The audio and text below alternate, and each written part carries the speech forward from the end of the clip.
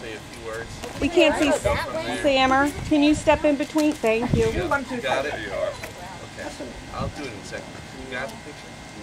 Okay. Good. All right.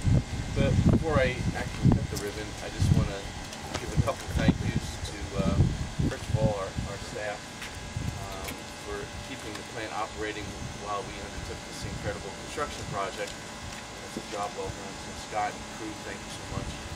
To our consultants, C.H. Swim Hill, to Pizzagalli and RKK for their expertise in getting this budget under budget and ahead of schedule, to help the town of Purcellville meet its long-term commitments, to meet the Chesapeake Bay Act requirements, and to allow the town to have economic development in our future. So with that said, it's a great day. It's been 3 years coming.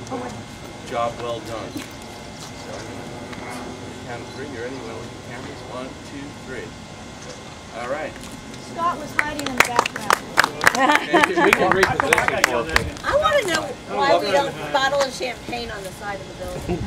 It's not a ship.